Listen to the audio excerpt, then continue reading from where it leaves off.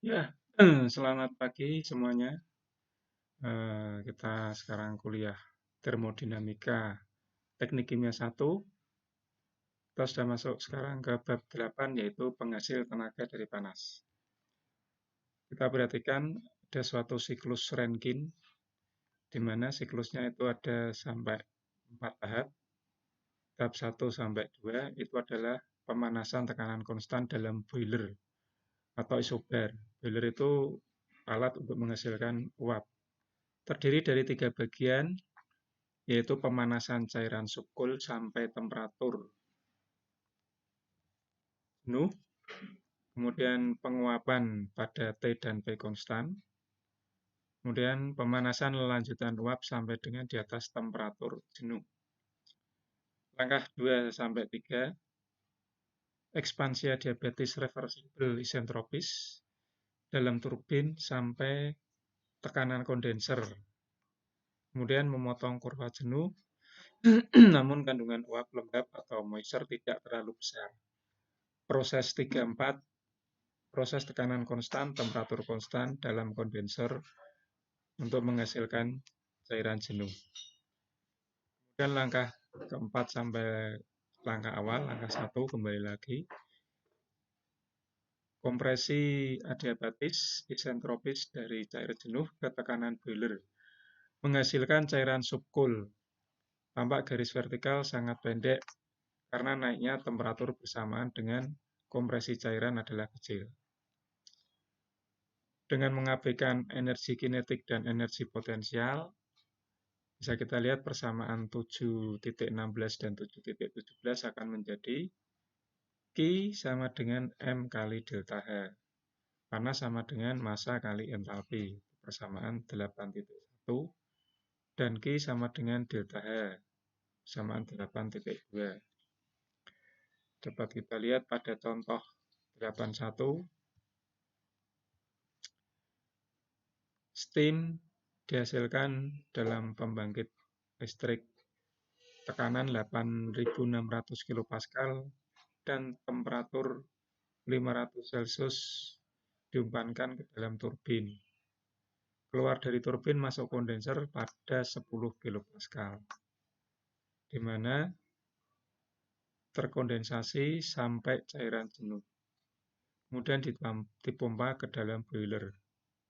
Berapakah efisiensi termal dari operasi siklus Rankine pada kondisi tersebut?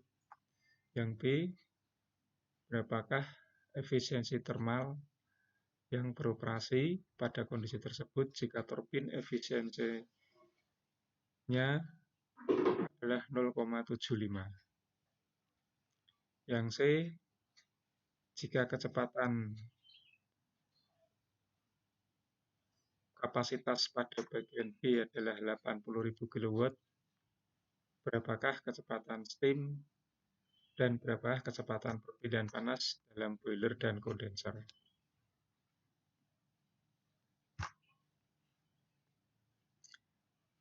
Kita jawab untuk bagian A, turbin beroperasi pada kondisi ini adalah dapat kita lihat pada contoh 76 edisi 7, yaitu delta S sama dengan 1274,2 kJ. Jadi untuk kerja isentropisnya sama dengan delta HS atau entalpi pada isentropis sama dengan 1274,2 kJ per kilogram.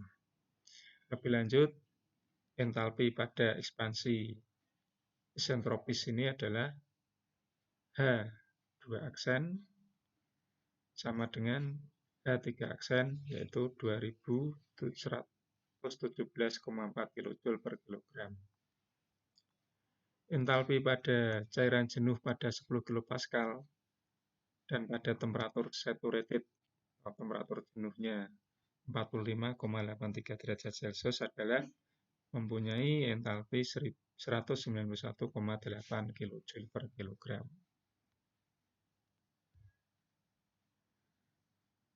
Jadi dengan persamaan 82 diterapkan pada kondenser tersebut, yaitu Q sama dengan H4 min H3 aksen.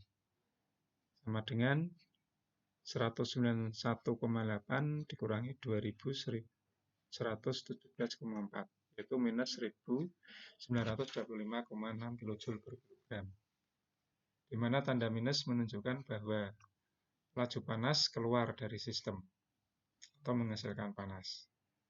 Pompa berada pada kondisi yang sama dengan pompa pada contoh 710, di mana W isentropis sama dengan delta HS atau entalpi pada isentropis, yaitu 8,7 kJ per kilogram. Kemudian H1 sama dengan H4 plus delta HS, sama dengan 191,8 plus 8,7 sama dengan 200,5 kJ per kilogram.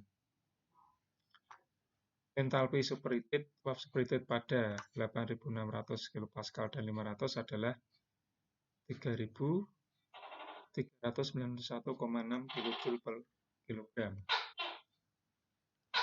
Kemudian dengan persamaan 82 diterapkan pada boiler. Panas boiler sama dengan H2 min H1 sama dengan 3.391,6 dikurangi 200,5, yaitu 3.191,1 kJ per kilogram.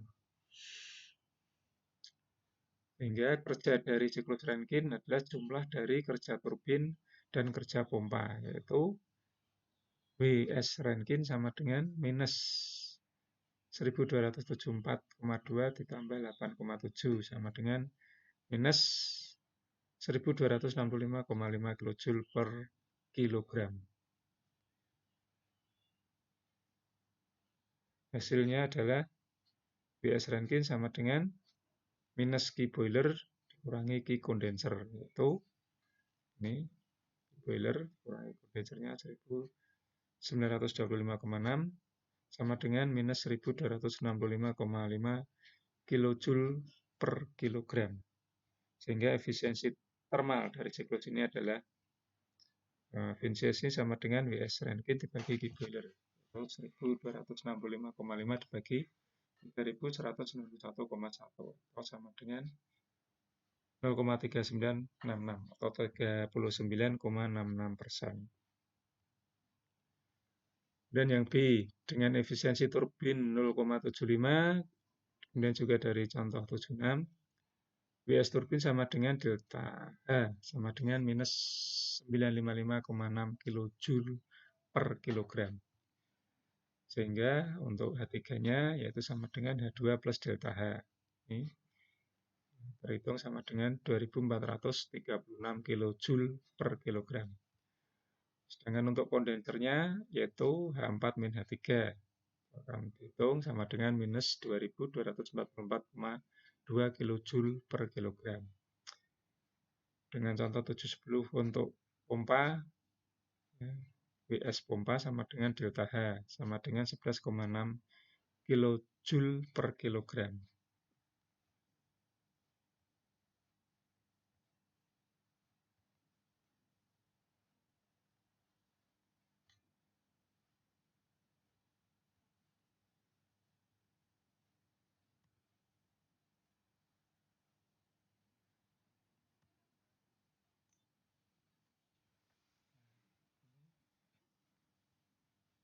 Sehingga kerja dari siklusnya adalah minus 955 ini ditambah deltanya 11,6 kJ per kilogram atau minus 94 kJ per kilogram.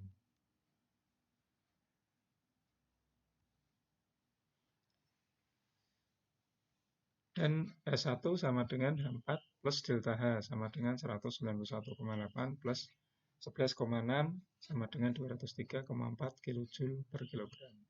Sehingga Q boilernya sama dengan H2 min H1 yaitu 3188,2 kJ per kilogram. Untuk efisiensi termal dari siklus ini adalah efisiensi sama dengan WS net dibagi Q boiler sama dengan 0,2961 atau 29,61%.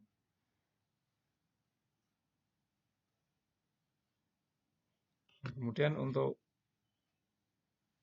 kecepatan powernya dari 80.000 kW WSNet sama dengan M kali WSNet. Sehingga M sama dengan WSNet dibagi WSNet-nya yang ada tandanya ini. Sama dengan minus 80. Ini 1000 dibagi minus 944. Sama dengan 84,75.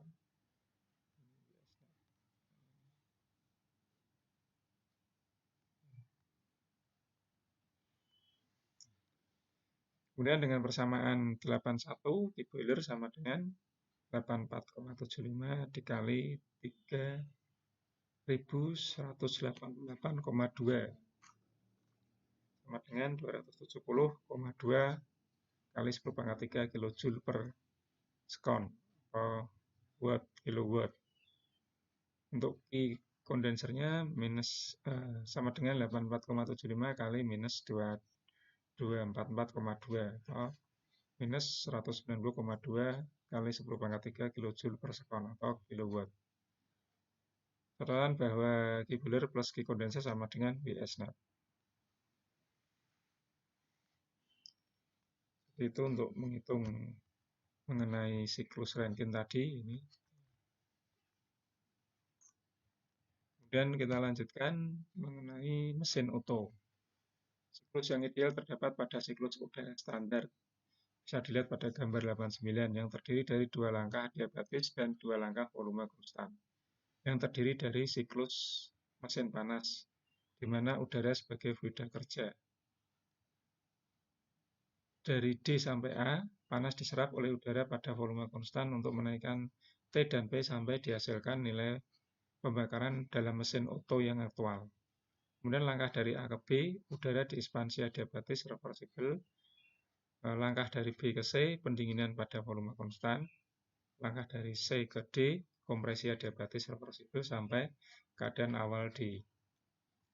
Efisiensi termalnya adalah WSNet dibagi Q. Q pada langkah D ke A. Atau sama dengan Q dA ditambah Q BC dibagi Q dA. Ya, Q dA ini ditambah Q BC dibagi dengan Q dA. Atau efisiensi sama dengan 1 min TB min TC dibagi TA min TD sama 84. Jika rasio kompresi sama dengan VC per VD dan T sama dengan PV per R, maka untuk efisiensi sama dengan 1 min R kali PB min VC dibagi PA min VD. Untuk langkah diabatis reversibel, PV pangkat gamma sama dengan konstan, maka efisiensi sama dengan 1 min R dikalikan 1 per R pangkat gamma sama dengan 1 min 1 per R pangkat gamma min 1 sama 86. Itu untuk mesin Otto. Dan mesin diesel berbeda dengan mesin Otto, terutama temperatur pada akhir kompresi cukup tinggi sehingga pembakaran awal terjadi secara spontan. Temperatur tinggi dihasilkan karena rasio kompresi lebih tinggi sehingga membawa langkah kompresi pada tekanan tinggi. Bahan bakar tidak diinjeksikan sampai akhir langkah kompresi. Selanjutnya ditambahkan secara perlahan sampai terjadi proses pembakaran pada tekanan konstan.